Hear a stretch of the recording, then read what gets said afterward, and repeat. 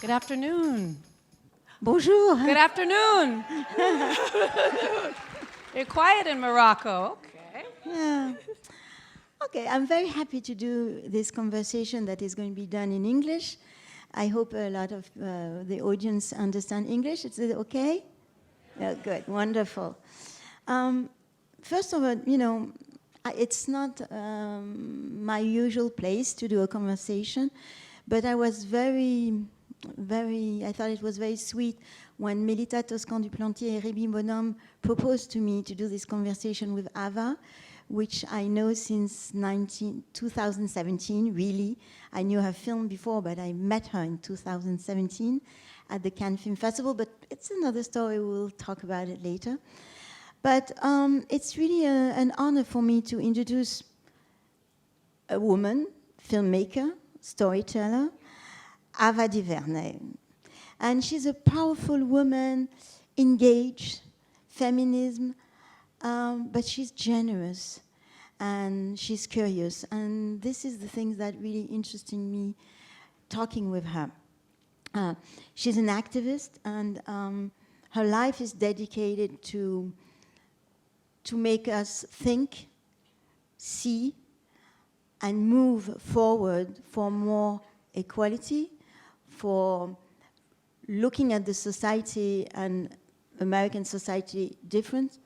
And for me, as a French white woman, I'm very impressed by her career, by her engagement. She's radical, she's powerful, and sometimes people are afraid of her. That's a good thing, So we will begin this conversation. We will share today a little bit of her life. I think it will be in 3 parts. We don't have time to talk about everything, but so the first part, I think I would like Ava to really talk about her life and before being a filmmaker.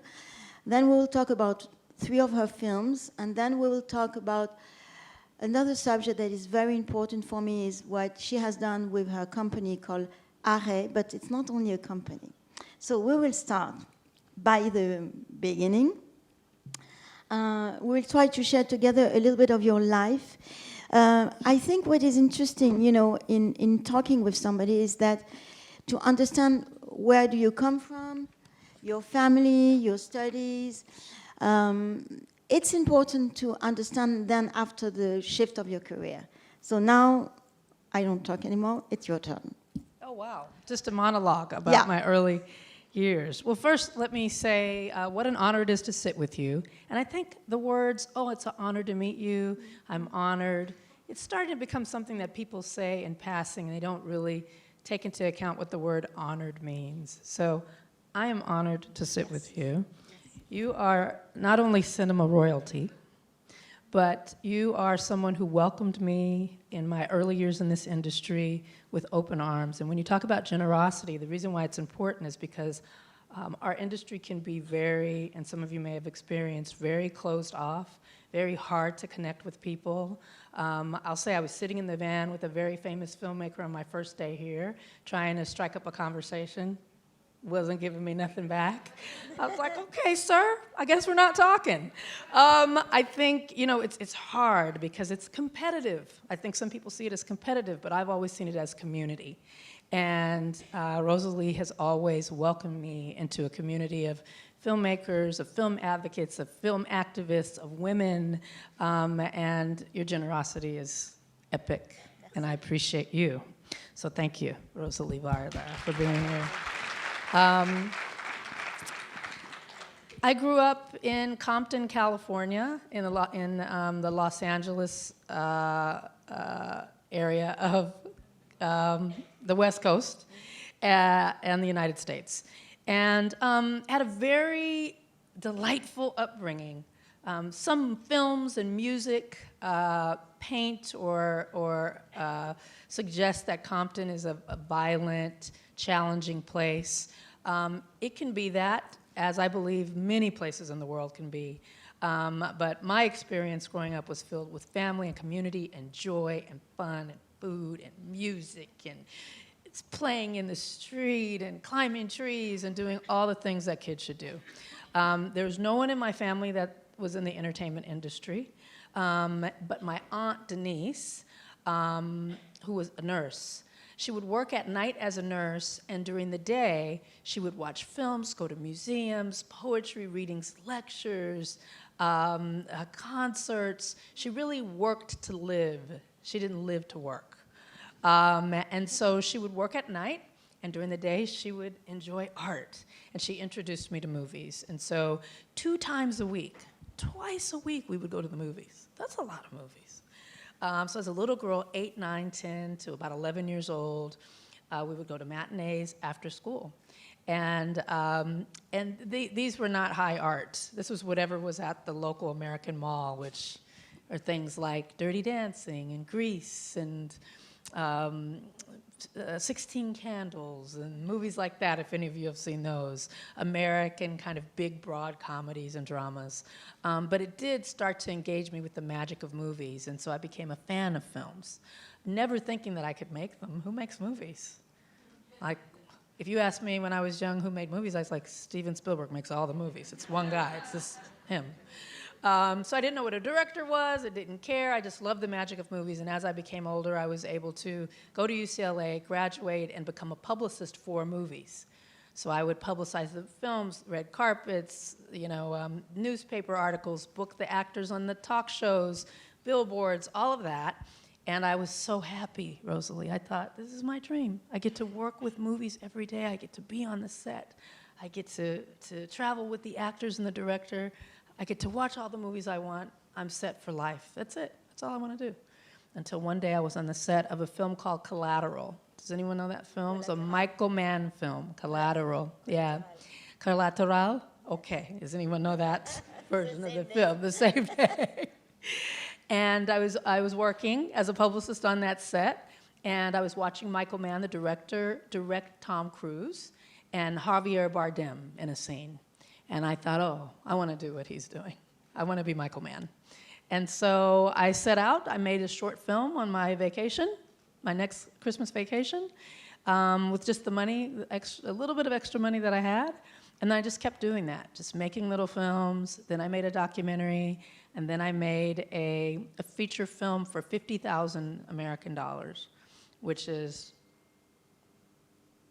not enough to even pay for one day of making anything that you've seen on television, very small. And continued to make low-budget films until I won Sundance, and that was it.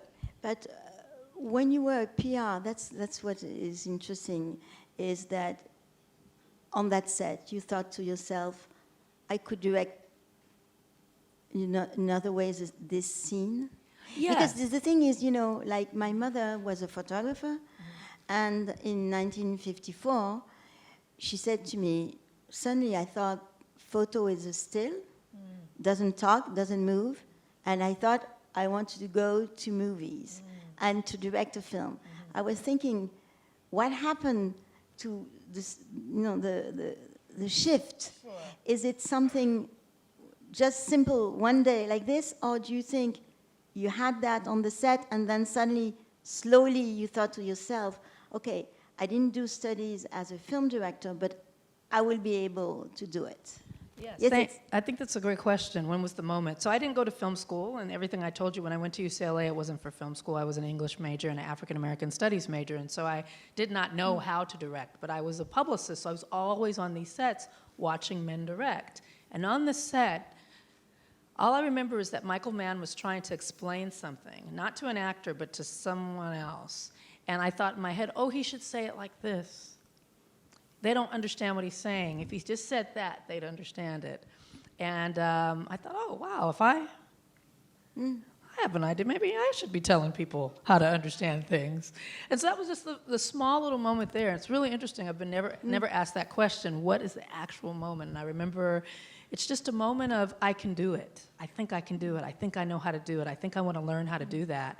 But it needs to be fed. It's just a seed. It needs to be watered. It needs to be fed and nurtured. And I'm grateful that I was able to give myself that opportunity. So your first short film was in 2006, if something like that? If you say so, I think yes, I think so. I had the information. Okay.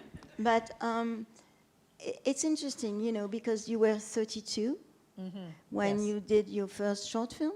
Yes. So this is interesting too. That means we can imagine that we can become a film director, not right away. Right. But the life you had before makes you very rich of your experience to be a film director. And I think this is important because you saw a lot of film directors, actors, how they behave. You understand a little bit the frame, So now you decided to be a film director, and I think that was a good idea. I kept my job, though, for the first 3 films. So I was thinking... Because you have to pay the rent. Yeah, so you have to pay you the stopped groceries. being a PR. No. You continue to be a PR directing short films? The first 3 films, features. Feature. You continue to be a PR. Yeah, when I won Best Director at Sundance, I had to go back to work on Monday. So I was still... That's Yeah. interesting to understand. Yeah. Because, of course, I always make comparison because I'm here because I have a mother that was a great mother and a filmmaker. But she earned her life as a photographer till 1964. She had directed 3 long feature, 2 short film, and 3 short film. And she was still earning her life not as a film director, but as a photographer. Sure. So it's a little bit the same thing. You Yeah. continue to have another job. That's right. How many filmmakers? Anyone in film? Filmmakers are all of them sat in the same area over here. And then a couple of rebels went over here. Okay, great. Okay. So I'd like to... Yeah, it's a challenge. You have to I think the privilege of being able to make films as your career, as the way that you earn a living is rare. And it is, it's a privilege that I don't take for granted. But I believe that when we have a dream, some people feel like I have to be all or nothing in this dream. I want to do this. So you have to do it now, and if you're not doing it now, in some way you're a failure or you're late or whatever. What I really enjoyed is reveling in the steps, the process to become that. And as I was in the process, I felt like I was doing something, but it didn't have to be all or nothing. And I think our culture, American culture anyway, forces people to feel like they are a failure if they're not completely the thing they want to be right now. And I think that there's a beauty in the process. And I just really invite people to embrace that, so that it didn't matter to me that it was 3 films and I was still working. I was making what I wanted to make. I was exploring. I was learning. I was growing. And I was on my way there. And when I look back at that time, it was a time when I was the most free and maybe the most happy. Because no one cared what I was doing. No one was, breathing down my neck. No one needed to give me notes. No one wanted to know what was happening with their money. There was no money. It was a very free time, which I invite people to embrace. Yes, so then now we're going a little, gap because we cannot do everything. But the first thing which is for me important is that you, as a director, you directed documentaries and fiction. And of course, I have to make a kind of a relationship with my mother that always said that a film director has to be free to do short film, documentary, fiction, that one of them is not against the other, but it's a way of being more rich in the reflection and in the way of thinking cinema. And that documentary is a way of working between 2 fiction and keeping like the fact to do your work. So the first film I wanted to talk about is Selma, that I remember that I saw when it was released. And for the audience, so it's more simple that you can talk about the film, I propose we see the trailer that you know very well, of course. But I think it was important because this film for me, talking about Martin Luther King, and he won the Nobel Prize in '64. He was murdered in '68. It's a huge figure of the American history, and it was important to do a film about Selma, we will know what is Selma afterwards. I don't want to tell it now. But I really love the film. We're going to talk about it afterwards. But I thought, when I saw it, I remember very well, I thought to myself, how come it had not been done before? So, trailer Selma, please.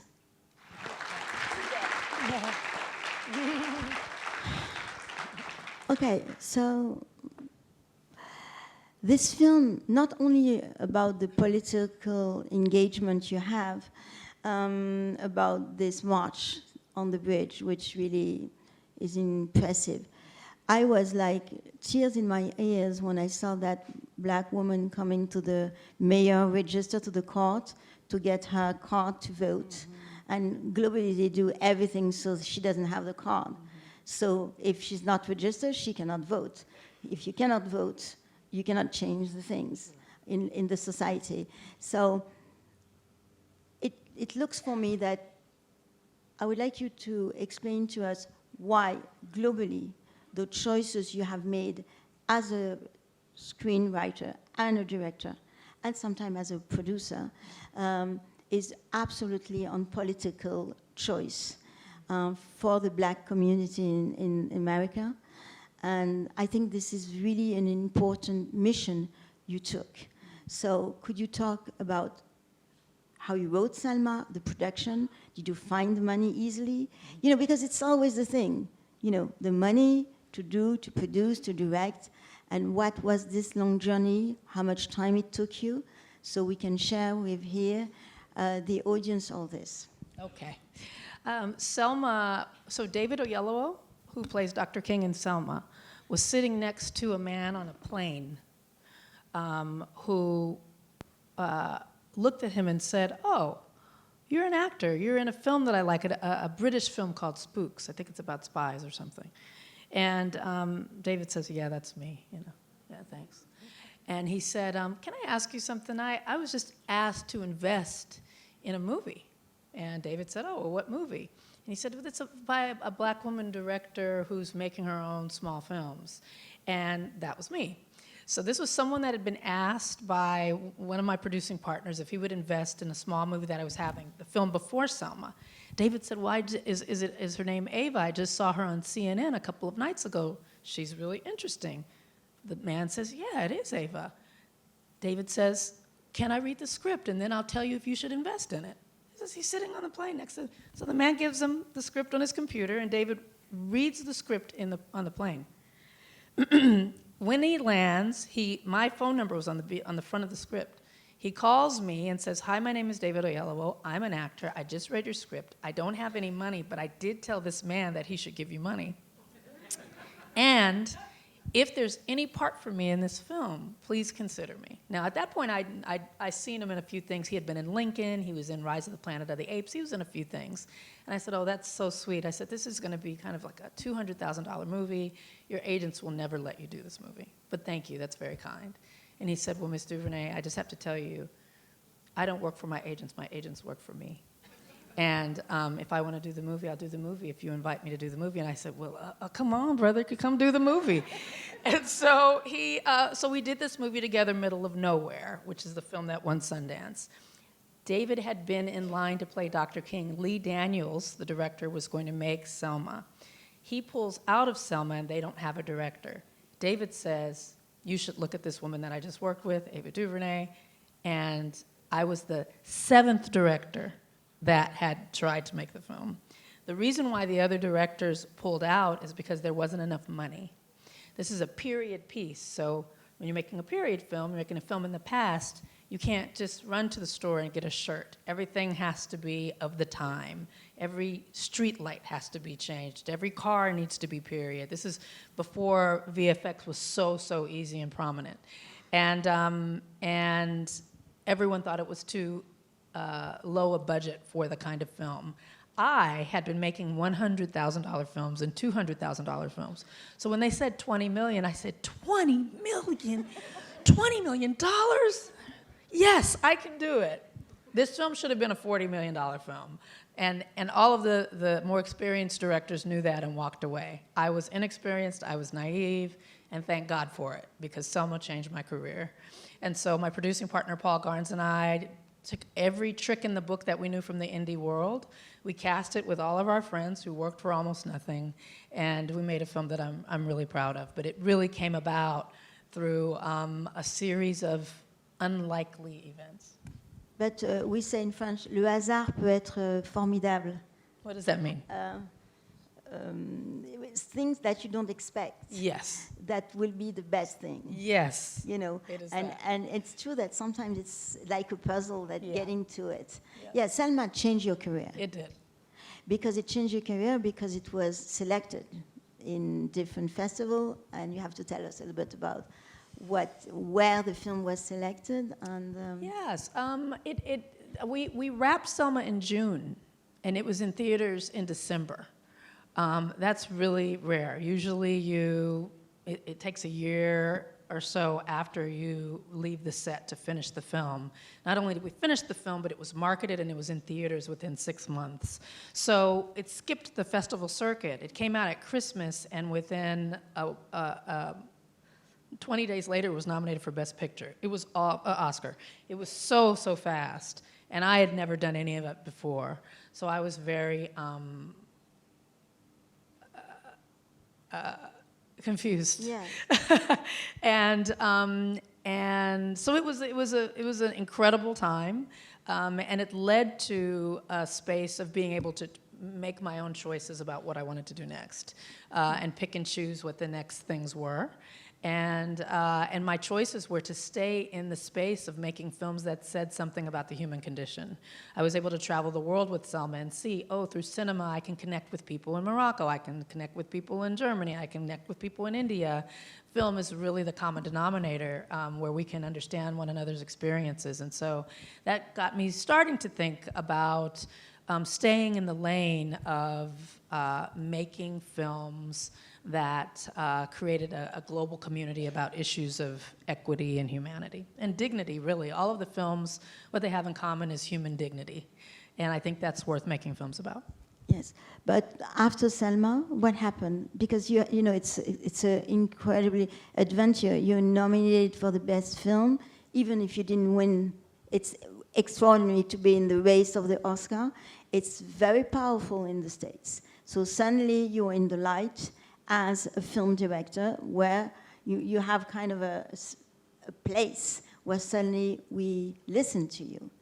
You have a place, but you also have a target on your back a little bit. And there's some people that really don't like a woman, a black woman with a voice, saying things that they don't want to hear.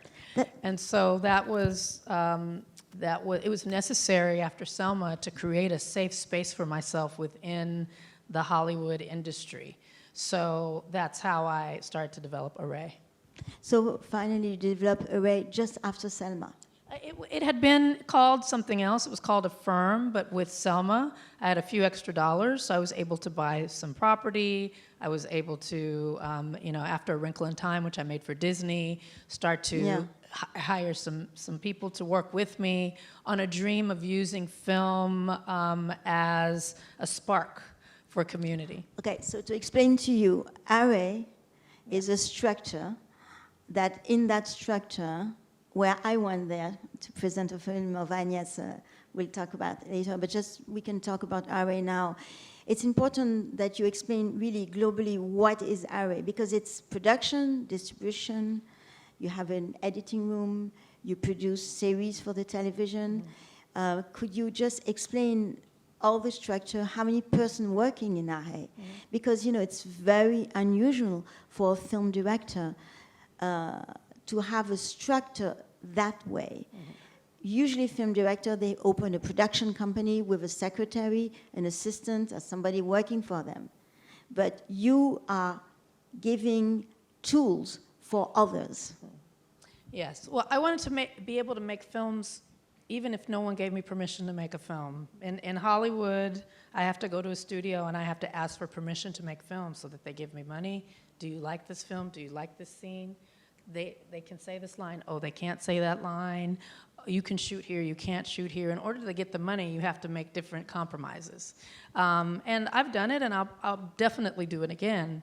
But I never wanted to get into a place where my voice or what I'm saying is not in vogue. People don't like what I have to say, or want to keep me silenced, or don't feel like the stories I want to tell are commercially viable and will make money. And then what does that mean? I don't make films? It's not possible. I can't do that. So I have to take my time to build a structure around myself to protect myself and other people, so that even without the studios, even without that, we can still make small things, big things. We can still be self-empowered. And so I spent, Array is a collective of like minds who feel the same way. It's about independence, and it's about empowerment, and it's about a liberated territory in an industry that has a lot of hierarchy. And so it's a 3-building campus in Los Angeles. It is, if any of you are in LA, you can call up and take a little tour. They're just offices. We have editing bays. We have a small 50-seat theater where we can show movies anytime we want. We show films to the community. Films are always free. In the United States, we have, kids who have never seen a film with subtitles because everything's in English, so they never have to read anything. And teaching kids how to read subtitles, teaching kids how to, Iranian cinema, Korean cinema. I don't know, we should do a series on Moroccan cinema. Yes, we will. We're just trying to open up the world of film to people in LA and anyone who comes to visit. And we make films, we make television shows. We have had about 8 series, many films, the films that I've made, and then we also distribute films for filmmakers. So we don't have the money to make the films, but oftentimes when a film is made, it can't find distribution in the United States. We distribute about 4 films a year in the United States, small films, working closely with the filmmaker. And it's a joyous place. Do you think it's a joyous place? I do think it's a... We like it when you come to visit. Yes. Well, I was very, touched when you proposed to me to come to Arrêt to present La Pointe Courte, which is the first film of my mother. And you said to me, well, I was impressed by that film. And I thought, oh my God, Ava DuVernay is impressed, by La Pointe Courte. So maybe can you tell me why you chose this film to present this film with me at Arrêt? Yes. Because it's a very radical film in black and white with subtitles. Well, it's Agnes Varda's first film. Yes. And it is about her attention to detail. Such detail in the film. First of all, it's beautiful. It's gorgeous to watch. It's meditative. You just kind of fall into the vibe of it. I also think that people don't know it enough. It's not talked about enough to me as, a landmark film in cinema. What she's doing with camera, but what she's doing to create intimacy in the frame. She's not just documenting the story. It's about the intimacy of the characterizations. You start to know and feel and breathe like those characters. And I think it's all about attention to detail. What I really learned in that film is where she wants my eye to go. She wants me to look here. She wants me to look here. Why? Why does she want me to see this? And so one of the joys of my history as a filmmaker is one night when I was at the Cannes Film Festival some years ago, I got a call that a meeting that I really hoped would happen. Rosalie had arranged that I would be able to have breakfast with Agnes Varda. Do you remember this? I do remember that. And you told me if I come to this hotel at this time, I'll be able to talk with her. And you were so generous because you let us have some time alone. Yes, and so you sat us down. Yes, I thought, it's always very complicated. I thought to myself, Ava is going to meet my mother. I want them to be alone. I don't want to be like, the bodyguard, or I don't want to be like the daughter. Yeah. 2 women, strong women, radical women, can talk together. And my mother was already a little bit old and sick. And I thought it's a precious moment. It was a precious moment. It was a beautiful, light breakfast. I asked for some advice, and she talked about life. She laughed. She told stories. But I really saw the strength of a woman who had dedicated her life to art and to film and found beauty in that. And I thought, wow, that's a beautiful, dignified life to live. And So thank you for that. And she felt, it was difficult. In 1954, when she did her first film, with no money, because she did a kind of a company, a collective company, where nobody was paid, but everybody had a part of the film, because she couldn't pay anybody. And they were all living in the same house, on the little village.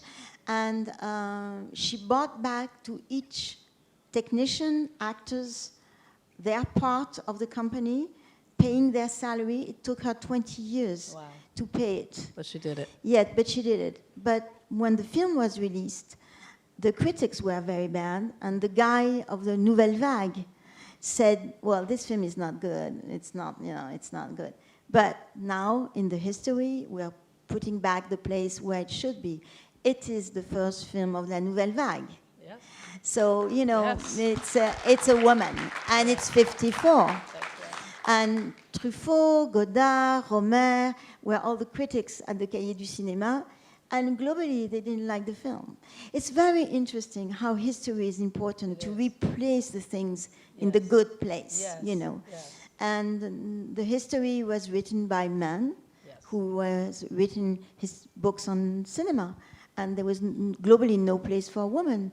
When you realize that in France, Alice Guy directed more than 1,500 films. And most people don't even know her name. Yes. Yep. And, I know Alice Guy because when I was a teenager, my mother used to take me to the French Cinémathèque, and I saw all the Alice Guy films we could see at that period. So, to come back to... one of her early films, one of her first 2 or 3 films had an all-black cast. I know. Incredible. Yeah. This is in, what, the 20s? The teens? Oui. Yeah. So you went back to Cannes. So this meeting in Cannes, it's a bit. We're going to talk about that because first let's go back to 13th. Okay, 13th. Because I want to choose a fiction film, Selma. Okay. A documentary film, 13. 13 was a shock for me. So we're going to see the trailer, and then we're going to talk about it. But it was an important film for me, really being French, being white, and never felt racism against me, which is, important to say. With this film, you focus on racial justice and systemic inequality, you say? Yes. Yeah. And why did you do this film? I thought this film was going to be a little project. I really didn't think it was going to be kind of have as much global attention as it did and do as well as it did in so many countries. And I think that really tells you something, that the idea of mass incarceration, the idea of criminality, that black and brown people in certain parts of the world are considered inherently criminal. That's really what it's about. It's less about the prison industrial complex, this business of prison and incarceration. It's more about the idea of why do we believe that some people have a criminal tendency and others don't.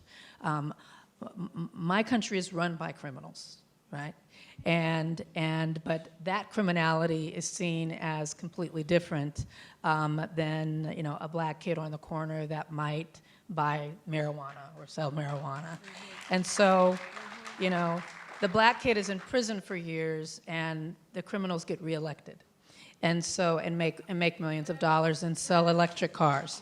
So that idea of who is criminal and who is deciding who is right and who is wrong was something that I wanted to address, but I really thought that it would sit on the back pages of Netflix and no one would see it. When it first debuted and it shot to #1 in multiple countries, I think it really says something about where we are and the way that we have much more in common when it comes to prejudice and the hierarchy of people in different societies around the world than any film that I made. Yeah. Can you explain to the audience what is the 3 stars? When the prisoners, they get, they have one problem with justice, and then a second, and they have a 3-star, and then they get to jail for Three strikes. Strikes. Right. 3 strikes. Yes, there was 3 strikes. There was a law that said that if you have 3 infractions, then you would, be put away for, an almost indefinite amount of time. And those 3 things could be small things, but if there were 3 of them, then they would basically equal something almost as lengthy as a murder in terms of the times that you would be incarcerated. But this is incredible. I mean, this is totally absurd. I love it when I talk to people from other countries and they hear things about the United States. It's like, how can this be? Yeah, do you know what else? In the United States, no matter who you are, if you're 18 years old, you can walk in and buy a gun. I know. You can just walk in and buy it and just have the gun. And in many states, you can carry it on your hip and walk into the grocery store with it on your hip, open carry, concealed. It's a madness. It's a insanity that we live in. We breathe like air, and we don't even realize how absurd it is. And so this documentary, as it relates to the prison industrial complex, the idea that prison is just a place where bad people go is a myth.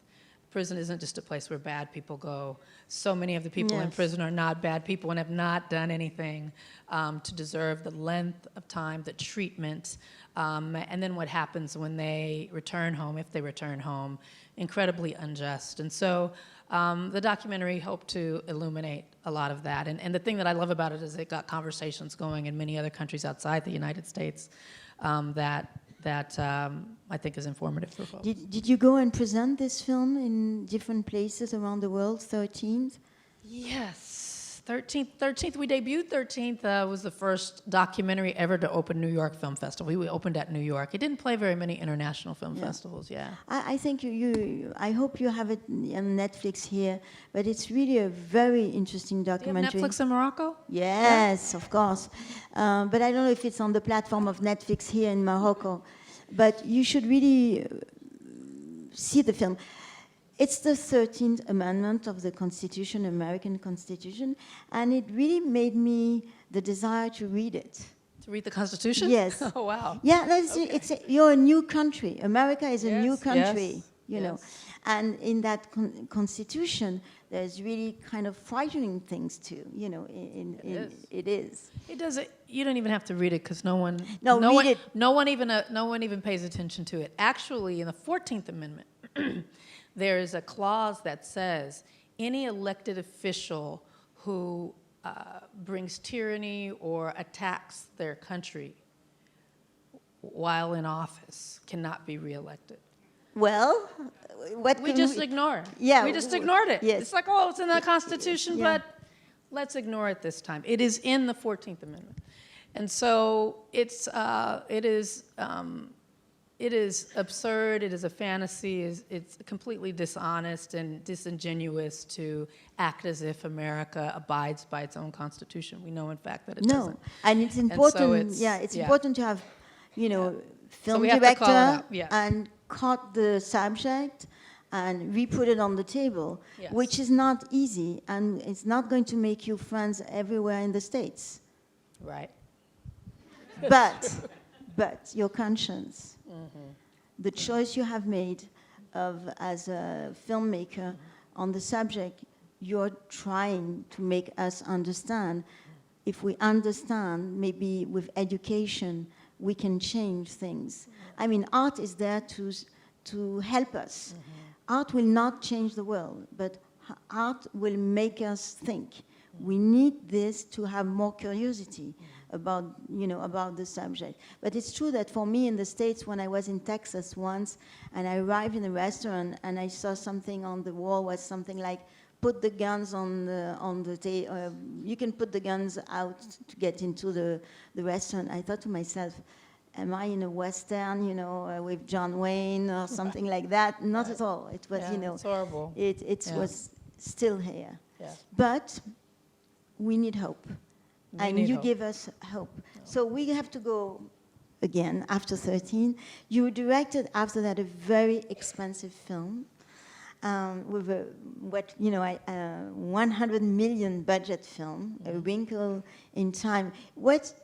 It was the first time a black American woman had that budget. Mm-hmm. So there's a long way to have equality and between filmmakers. A long way. And, things are moving, I think. Don't you think so? Things are moving a little bit, no? I think, I think so. Yes. There's definitely progress. I can't sit here and say there is not progress. I think the progress is incremental. I think the progress is very selective. It's progress for some and not for all. And so for me, that in some ways it's false. It feels more like a trend than a fact that the industry is moving in one solid direction. I think, one person having a $100 million film that looks like me is not change. It's one person. No, it's one. So it's one operation. It's one thing. One thing. That's right. And so it's. So I don't know. I question is that progress? It's progress for me, but it's not progress for our whole industry. And so I really think that it is important to create independent structures. We have a lot of independent filmmakers, but that's why I have a Ray. That's why we just encourage filmmakers. I encourage filmmakers to put their own infrastructure around themselves. If you love film and you're making film, not to be famous, not to make a bunch of money, because you must tell the story, you must be the teller, you're an artist and you want to paint pictures, through cinema. There are things that you want to express, say, share, explore, then you have to be able to find a way to do that without permission.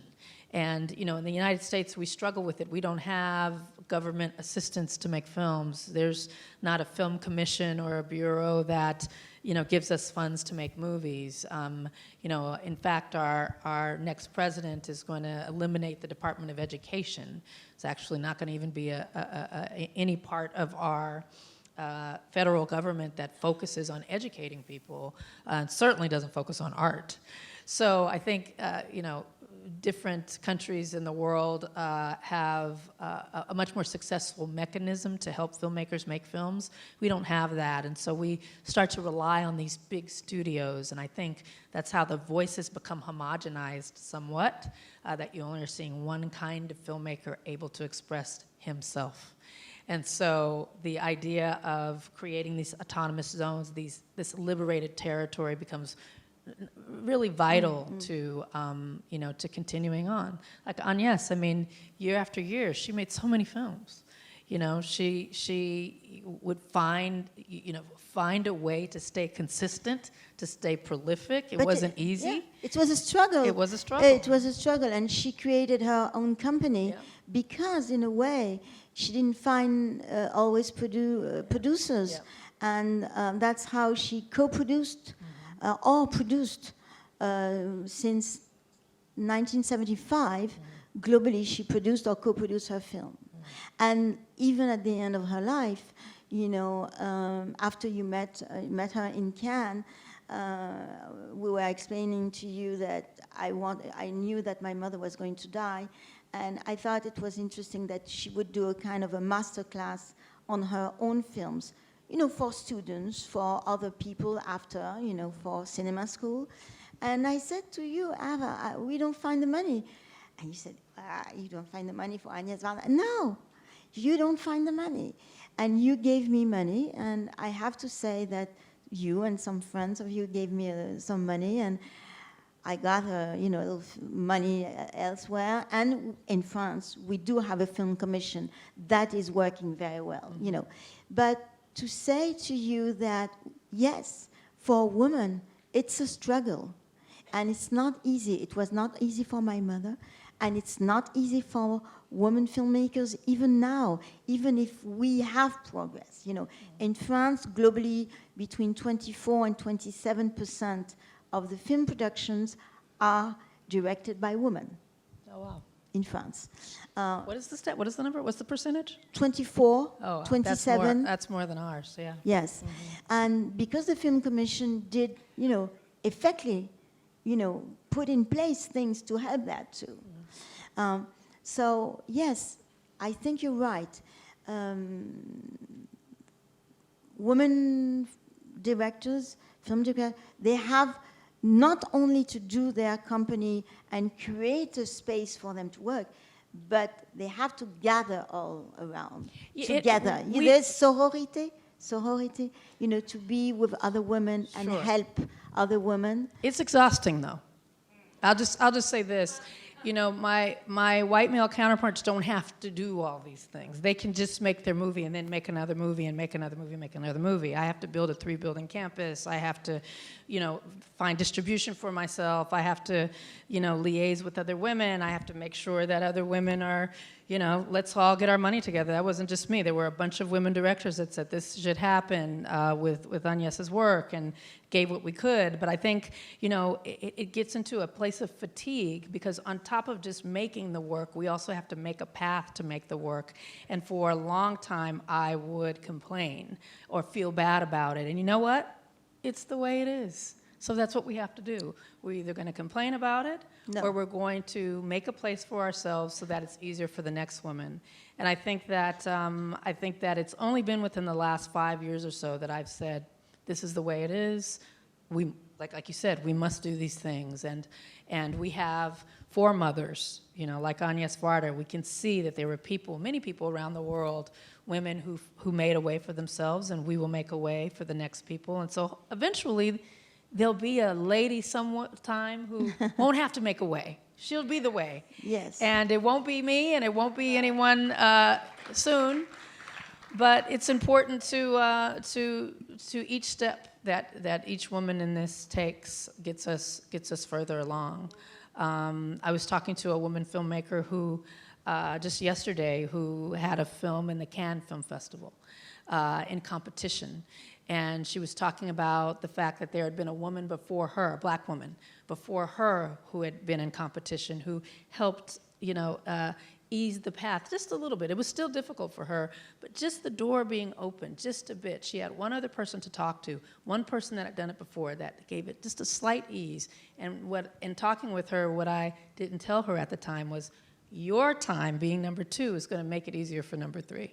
And it all matters. And when it's number 100, she's going to sashay in there, and she's going to be fabulous. And we look forward to that day. Yeah, that's true. Yes, you're right. For the last film, I wanted you to talk about. It's very interesting way.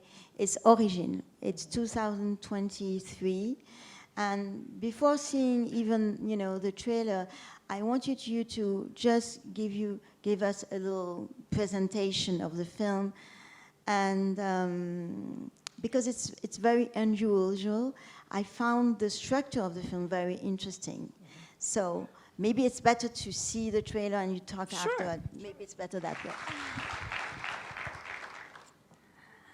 So you can present this project because it's really I don't want to present it because I have to be very honest. I was in Venice, but I was not in Venice exactly when you presented the film, so I hadn't seen it, and I saw it, when Melita asked me to talk with you, and I was very interested in this film on several levels. But first, I want you to present the film and explain us how was the production of this film, because I think it's very important in exactly what you were telling right away, getting freedom and being free to do the project you want to do. Mm-hmm. Thank you. Well, this film is a complicated film for me. It represents a big challenge. It's probably my biggest lesson that I've received as a filmmaker from the films. You had talked about La Pointe Court. When you say it, it sounds much better in a French accent. But Agnes Varda's first film in that time really has been the final decision on its quality. There's a filmmaker that I know, Ed Zwick, who said, a film's success isn't box office, isn't judged by box office or reviews, it's judged by time. And I hope that time will be kind to this film because the film has had a challenging road to finding an audience for a number of reasons. You know, it had lackluster distribution, really challenging marketing because of the tough subject matter, but also, you know, the times that we're in really did not, it was challenging to embrace. The film came out, you know, right at the beginning of you know, the tragedy in Palestine, and the film talks about hierarchies, oppressed people, the Holocaust, genocide, racism, Islamophobia. It talks about a lot of tough subjects that it was uncomfortable for people to face, I believe. And so it's one of a number of reasons why the film has been little seen. It never had global distribution. It was only available in the United States. It still hasn't been released in France, hasn't been released in Germany or India, all of which are in the film. We traveled to those places. So it is, it hurts to make something and put all of your love into it and it just can't quite reach the audience. But I have to believe in time, and hopefully this film will be found later. The film was made outside of the studio system with independent money that we raised on a rolling basis. So what that means is you start making the movie with the little bit of money you have. I didn't start making it with all of the money. So I had a little bit, and I just said, I'm in production. People are like, you're in production? Yes, I'm in India. I took the first little money and I went to India to start prepping. And so investors were much more interested in a film that was already moving. Wow, she's prepping. She's moving. This train is moving. And then the money started to come, as opposed to saying, I'm raising money for this movie. Would you like? People want to get on a moving train. You know what I mean? You don't want to be standing at the train station waiting for the train. This is going to be a great train once it starts. Do you want to sit on this train and wait? Or no, this train is moving now. Maybe a little wobbly, but you're going to get there faster. Get on the moving train. Everyone wants to. So I used that adage, and while we were making it, we were raising. It's a little bit uncomfortable. It creates a little bit of tension, but we produced it with an eye on the budget. We were right on the edge every week, but it was thrilling. The film spans 400 years. It has 7 different time periods in it. It's based on a book called Caste by a Pulitzer Prize winner, Isabel Wilkerson, and it's about the hierarchies that we put each other in, how we see some people as above other people in various societies, and whether that's during the Jewish Holocaust, whether that's you know, the traditional caste system in India that we see, whether it's American segregation and slavery. All of these are speaking to each other. They have something to say to one another, and we should learn from them. They are all animated by caste. So whether it's Islamophobia, homophobia, racism, sexism, all of the isms, they all have the same skeleton, and it's caste. And so that's what the book talks about. That's what our film talks about. It's not a Marvel movie. It's a little different, but it has something to say. I'm proud that we were able to raise that money. We made it on our own, and so our next step is to be able to distribute films on our own. I can make the film, but now I have to make sure that it can reach an audience and be safe to reach you in the ways globally that it needs to. So what this film really did, besides knock me down, is made me get back up and made me think about what I need to do next time to you know, have a stronger outcome. Yes, you're right. But I think you're right to say that some movies don't get their audience right away. Mm-hmm. And it's tough for the filmmaker. It's tough for the ego. It's sad, you know, and you're always sad for the energy of everybody around you. But what struck me beside the film is how you raised private money from foundation. Yes. That means globally, the business, the cinema business, did not want to finance this film. We didn't even ask. You didn't even ask? No, I didn't ask. I didn't want to waste 6 months going to studios. So we call it in Hollywood the water bottle tour. So you go into the studio to pitch, and they say, Ms. DuVernay, would you like water? Yes. and you just walk out with the water, because you're not walking out with money. It's just a water bottle. You just come out with this. And so I said, I'm going to skip the water bottle tour. I'm just going to go to people who are like-minded, who are interested in this topic. So I went to different philanthropists, Yes. Philanthropic organizations, and I said, have you ever thought about making a film? Let's make a movie together about this topic. You care about these things. I care about these things. Let's try, and that's what we did. Yes, but you got an American distribution. Neon took the film. I chose Neon to do it. It was not the right choice for this film. And I'll make a better choice next time. Yes, but my mother used to say mistakes are always interesting. Ooh, mistakes are always interesting. I like that. Yes. That's a T-shirt. Yes, maybe I could do that. I think we should do that. And a little yes right there. No, it's interesting. Yeah, I wanted to talk because this film is interesting for the structure. I really hope you could able to see it in Morocco, even in France, because to mix a kind of interview, fiction, period, your reconstitution, and I love the way you're mixing the personal life of the writer, and it makes me feel, very close to her and very close to what she's going through, losing her husband, losing her mother, being, suddenly when, this young man is killed. And the newspaper is asking her to write about him, about this murder. A black young guy is murdered in the street. He's just walking with a bag. He's doing nothing. And just because he's black, he's murdered, And it kind of makes a clack like that. And suddenly, you do film her personal life and the question she's putting on the table. And I really like that. I think it's important to see the personal life of Isabel.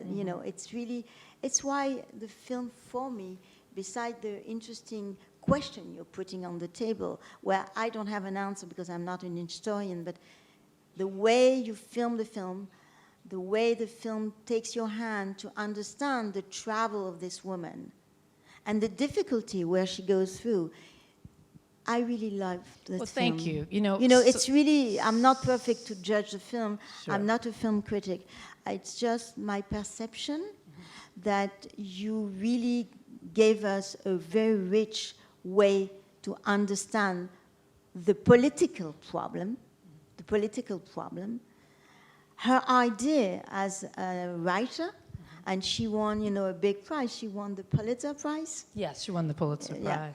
And it's a very interesting film that should be seen in university, should be seen in cinema school, should be seen as a question, a political question, really. So, Well, I appreciate it. I'm often asked when I am interviewed about politics and being black and being a woman, and it's just boring. And I've enjoyed this conversation because it's wide-ranging, so thank you, but I also appreciate being asked questions about craft and how I actually made the movie. And I think that often for women directors, we have to talk about being a woman. For black directors, we talk about being black. And I'll do that. And then also the films that I make, I have to talk about the politics of the film. But the thing that I'm proudest of in this film is the craft. It is taking a nonfiction book and making a fiction film. It is taking a book that could have easily been a documentary. That would have been the easier way to go and say, I want people to feel something. I want to instigate an empathy that I think is best achieved through the actor's face. So Anjanou Ellis plays Isabel Wilkerson. She's an extraordinary actor. And to create a story of her life, which is not in the book, and the tragedies that she endured during the time that she was writing the book, and we actually follow her as she writes the book. So as she writes it and understands it and researches it, you see it. And it's a different form to give you the information of the book instead of a doc. A character is walking you through it that you start to relate to and connect with. And so it was an experiment. It was fun to play with blurring the lines between documentary and fiction in a way. There are people who are playing themselves. There are actors. There are non-actors, and it was thrilling. It was exciting, and to be doing that without a studio, to be shooting in India, to shoot in Germany for very rare for black women to have the permission from a studio to shoot abroad like that. And so we just gave ourselves permission, and we had a fantastic time. You always have to take your own permission. Yes. So just to go back to Are, I want you to... I think we have 2 minutes left. I think. Yeah, we don't care. We have 6 minutes. Wait. Just to talk a little bit more about Are, I would like you to explain to us what you have done to make more visibility on technicians, because it's a problem in the States for the business, for the production, for the technician. That was really something that I thought very interesting you were doing in Are. Could you help us to understand? Yes. Does anyone have a question specifically about Array? Specifically about Array that I can... Yeah. Thank you for being here. Oh, thank you. I'm surprised that there's so many people here. I really am. You have Netflix, thank you. I'm sorry, I just like to check. You never know. Admire what you do. Could you stand? I'm sorry. Thank you. I want to make sure I piggyback on Rosalie. She's talking about Array, so if there's anything about it. No, it's... sorry, this is very loud. Love the work you do with Array, and just wondering, I mean, like you had it with Michael Mann. You said, this is what I want to do. I'm having it now. And I was just wondering, maybe your agents will never let you do this. But if I could join you one day, or see you do your craft and learn. So it's a question. Oh, that's the question. Yeah, that's the question for you. Okay. Yes, you can come to Array. You can come. I would love to. Down. We like to keep it open. I mean, that's one of the things that we, to your point of opening up for technicians, for craftspeople, to actually, kind of see how it's done, particularly in the prep process and the post process. Because on the sets we don't shoot at Array, but that preparation, the writing, the planning, the budgeting, all the stuff that you need to do to get ready to shoot, and then when you come back with your material, the editing, the composition, the color grade, the visual effects, all of that we do on our campus. And so, we welcome people to come by, to check it out, to shadow. So you can go to arraynow.com and check it out. And I see a light shining in your eyes and an enthusiasm, and I hope you keep that in whatever you do and whatever you pursue. But when you're in Los Angeles, drop us a line. You come by. Yes. Yeah. Now, my question was on the database. Yeah, the database. We did a database called Array Crew, where we put in all of the women and people of color that we knew that did various jobs. There were 900 jobs, 900 different titles, positions. We put it all in one database because we kept hearing studios say, well, we can't hire women. There are no women gaffers. There are no women who are grips. It's like, there are no women who are grips. Go into the computer, put in grip, and 70 come up. Well, we don't really know any brown people who do this. You don't? Oh, well, let us put it for. So we put everything in the database so that no one could say there were none of us. So you got money from the studio to do that database? We went to every single studio and we said, you keep calling me and asking me for recommendations on things. I'm not going to keep answering the phone. I'm going to build a database. But when I built the database, I put everyone in it. And so there were over 17,000 people in 900 categories of women, people of color, older people. I mean, did you know that you could still do your job if you're 60 or over?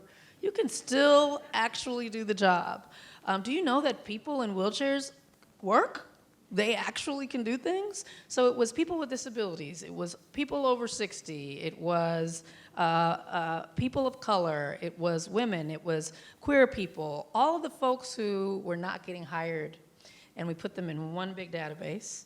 And and it worked. Many people, now it's a resource. I really think it's incredibly what you have done with RA Campus. I really think that, the fact that you're radical and you don't go out of your road, you really know where you want to go. And you give tools.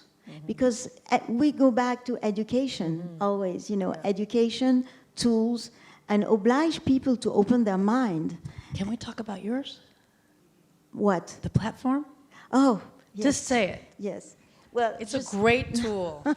I can't wait to play with it myself. We'll do it. Just say it really quick. Really quickly.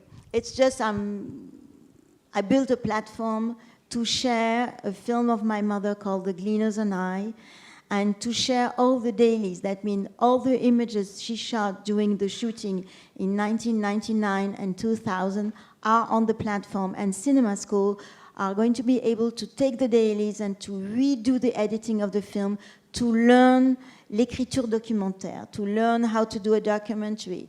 It's a huge platform. It's finished right now, but I will come and present the platform in Marrakech next year.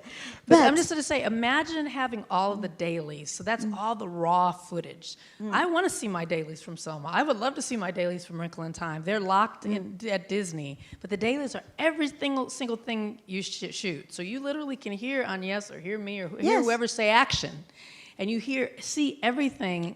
We may do 5 takes of something. In the movie, you only see half of one take. What about all the other takes? So imagine if you had dailies to a film, an Agnes Varda film. And that's to learn, to see the differences. To see the difference. How she changed. Exactly, and how she, asked the same question to the people, because it's a documentary about people, having no money, grabbing things on the floor to eat, opening the garbage and taking to eat. And she's asking them questions, and sometimes she asking them several times a question differently, so that she takes time, so they are confident and they will answer. It's a very modest school documentary. Documentary is modest. Yes. Because you have to listen to the person you're filming. So it's a really, transmission is a subject for me, and not only transmission, understanding better the world where we are. Yeah. And so for me, you are radical, you have curiosity, you're strong, so it's tough. It's tough for you because, my mother used to tell me always, people are afraid of me, they think I'm tough, but I'm not tough. I just want to do my project, which is very different. Yeah. Doing a project. Yes. Having a project and sticking to the project. Yes. She wanted the final cut. She didn't want a studio to change the editing of her film. So finally, she never worked with a studio. Right. Point. And she said, it's okay. Yeah. I'll do my own project on my, little company. So my mother had a very little company. You have a campus helping others, producing others, distributing others. I think it's really, I have a real admiration for your work. And I think, you are important, not only as a filmmaker, but as somebody taking, space and helping the others, which is important in our society because it's a little bit tough. And it's true that in the States, with Trump getting back to the power, it's going to be tough for all artists and black-collar artists, brown. I'm going to come live here. Yeah, it's really going to be anyone has a tough. spare room. Yeah, it's really tough. So Ava, it's really wonderful to have you and talk with you. And just to finish, just for a little clin d'oeil, we say clin d'oeil, wrinkle of the eye. Oh, okay. Wrinkle of the eyes. I made a little editing of my mother's interview on feminism. We didn't have time to talk about feminism, but let's see just a little montage.